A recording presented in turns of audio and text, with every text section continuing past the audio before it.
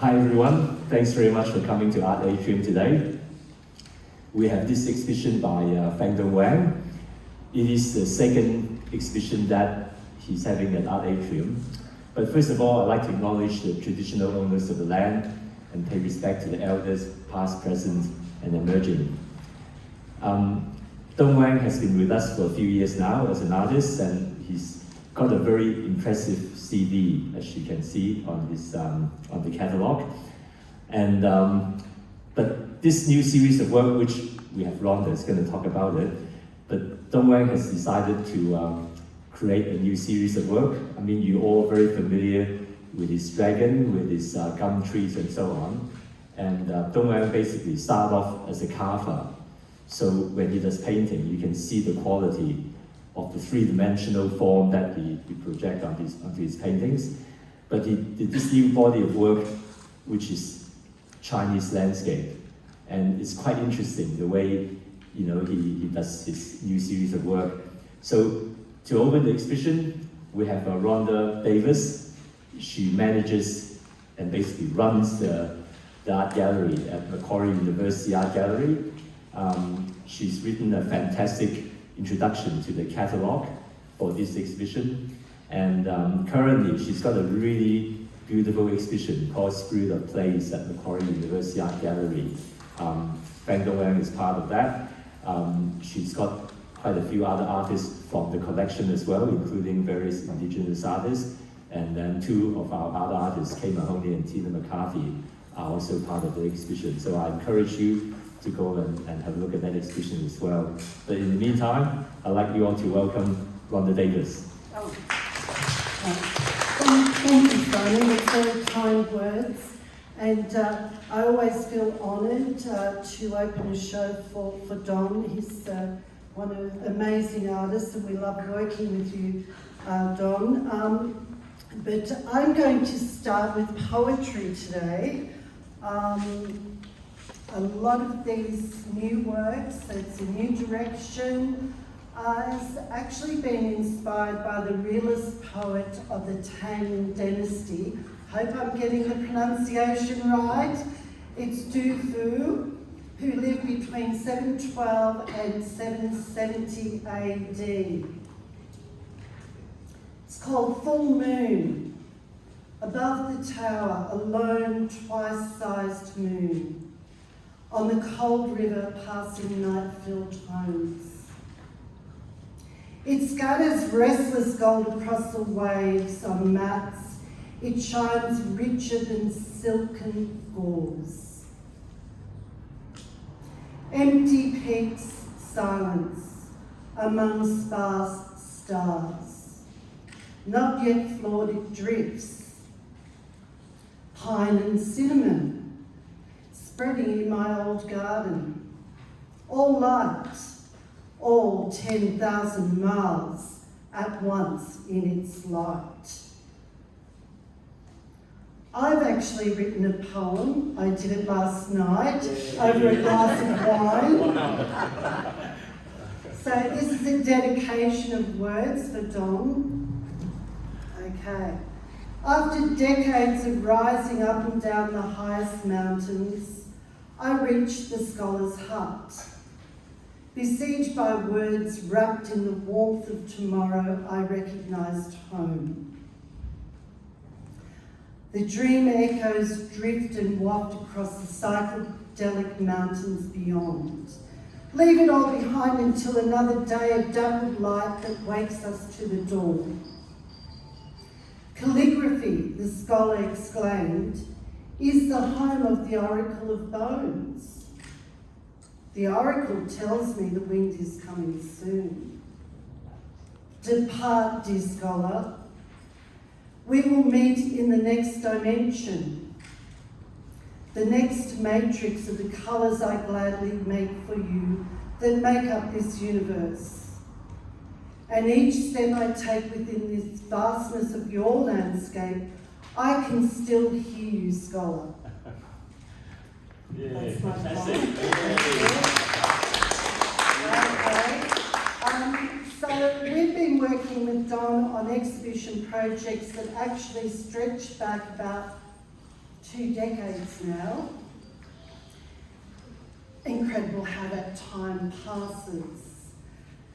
Don is an artist of enormous integrity. He's an exceptional colourist, and he has a unique vision that sets his practice apart.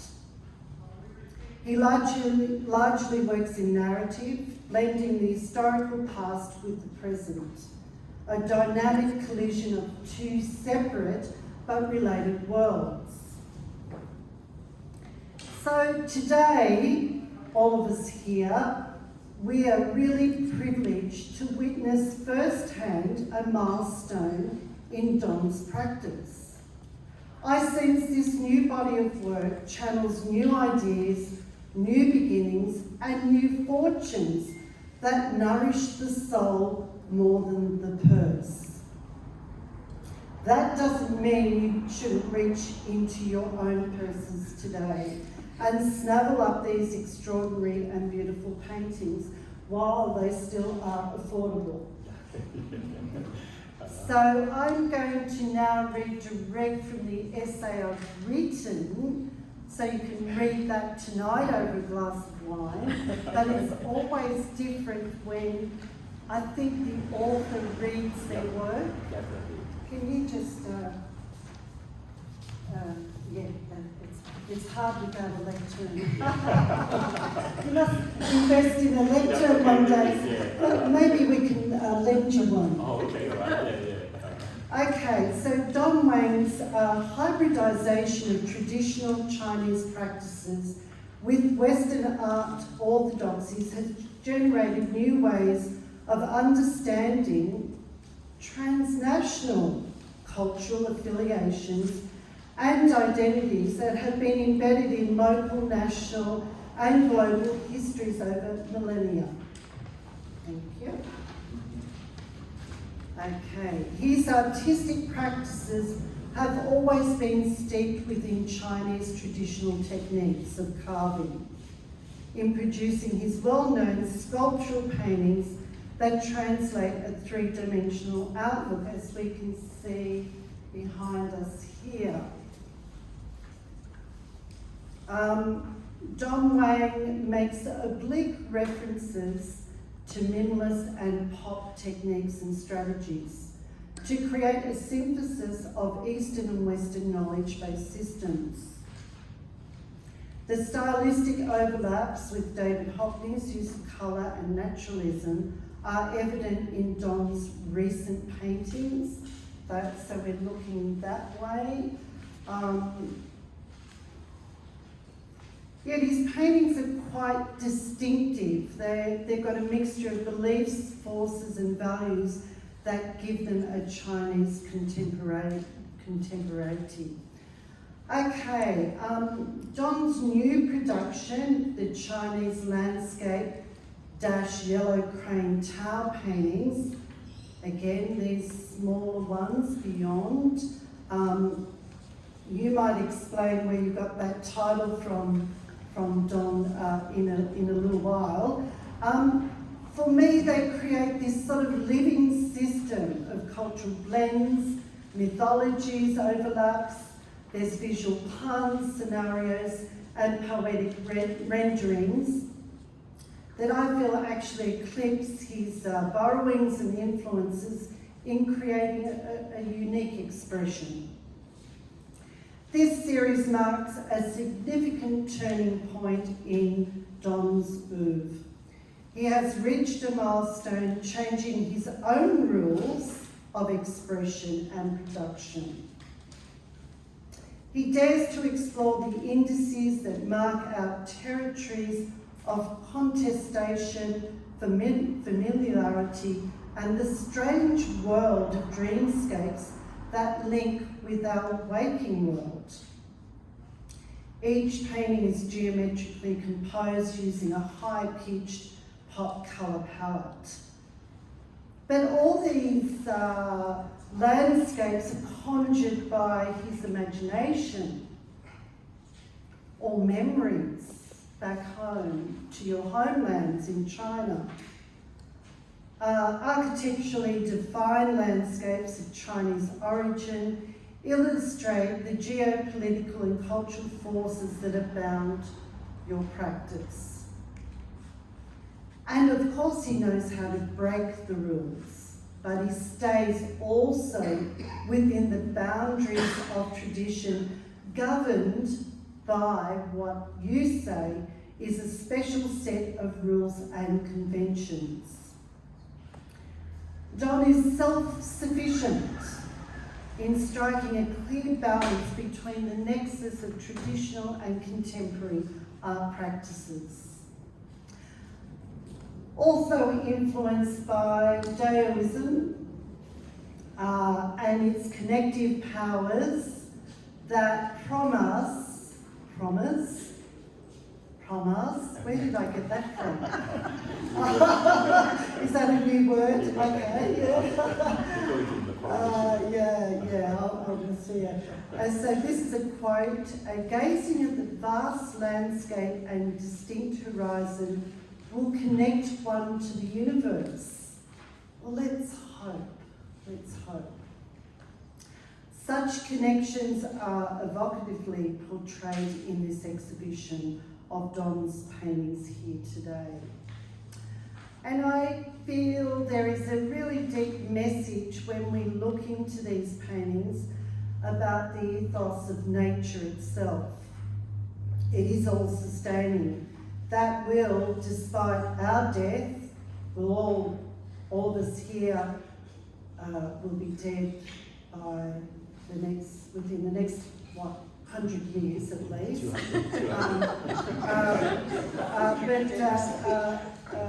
The universe itself and nature, despite climate change, will still be here. So I feel these paintings actually challenge our views also about the mysteries and miracles of living in this universe. I think, they just... Congratulations, Don, because this is a new beginning and they should all sell very quickly. How much are they each? Very good.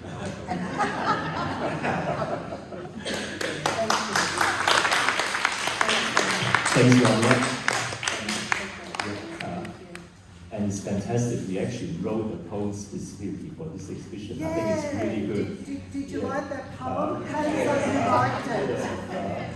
Oh, come on. Yeah, I think we talked about it the other night, and then I wasn't expecting Rhonda to actually do it. So we started a new trend, having someone opening exhibition and writing a poem about it. So hard act to follow. So we're gonna get Dong to say a few words for us. Thank you, Sam. Thank you, Rhonda. What an opening speech. I was very delighted you coming and you write a fantastic essay for us, for me. And we have a long-time working relationship with Rhonda, and Rhonda always supported me, gave me courage. And thank you very much. That goes back a long, long time. And also to the Simon, thank you very much for your support and for all these wonderful things you have done for me and for the other artists. And if you ask me why I'm changing direction, because Simon told me so. So I have,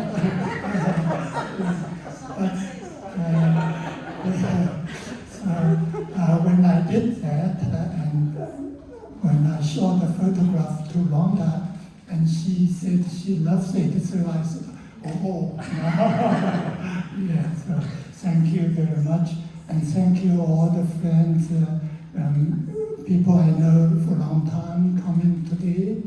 Some are coming from a very long way from Blue Mountains, so it's a very heartwarming experience for me. So it's so good to see so many friends and colleagues and fellow artists we have artists here also this year, first time in the Archibald Puccini here. So also Ian is also going to have an artist talk with me and the week and after the next week. But also I met lots of new friends are coming today. Thank you very much for coming to the opening of my exhibition. So Rhonda asked me to explain a little bit about Yellow Tower and the history of it. It's a poem and it's really there's a yellow crane tower in China. It's supposed to be in the myth and legend says the ancient wisdom, those people are gone, they riding on back of the yellow crane and they flying away. Now only the tower left. Of course, that's for thousands and thousands of years. So it expressed a feeling of a memory, of a fond memory of the past, when we have good friends and good literary activities back then. But time goes so quickly. Only the empty tower or pavilion left. So if you look at the paintings, they don't have people in there because either the people are gone, they are not present, or they are just left today. So it's a kind of bittersweet memories. And also I'm trying to portray them not as ruined or destroyed, but as renovated, or maybe as when they are new back 1,000 years ago, or maybe as they are newly built today for the tourism, or maybe there's a fantasy. I imagine that it will stay on for another hundreds and hundreds of years. So the memory and also the hope, the desire, all mixed together in the painting of the landscape. So I'm trying to convey this kind of feelings, and also I love to hear your feedbacks later on. Thank you very much. Thank you very much. When Dongwen said that I told him to do this new series of work, I'd just like to make a slight modification to that. Otherwise, you think that I'm a dictator. I think a lot of artists think that the galleries don't want to do anything different from the winning formula. So for me, I always encourage all my artists to try something, to do whatever they want to do, follow their heart rather than worry about the hip pocket, so it doesn't matter whether they sell or not, just do something different, because like I'm sure they all want to, develop their career in different direction and so on. Sometimes they think, oh, my galleries don't want to do that because, otherwise the work will not sell. So I always say to them that no, that's not the case. You should always do what you want to do. So that's how we end up, with this new body of work. But if you want to learn more about Dongwen's practice and learn directly from him, we have a Chinese ink painting workshop next Saturday at 2 o'clock. So you're welcome to join us on that, just let me know. But also, as Dongwen mentioned, we have an artist talk with Professor Ian Howard. Is he still here? No, he just left. I think his studio is just close by, so he just popped in today to have a look, but he'll be back 2 weeks' time for an artist talk on Saturday with Dongwen, so you'll be most welcome to come back at the same time. But yes, as Rhonda said, the works are very economical for an artist of Dongwen's standing, so if you're interested in any of these works, come and see me. Thanks.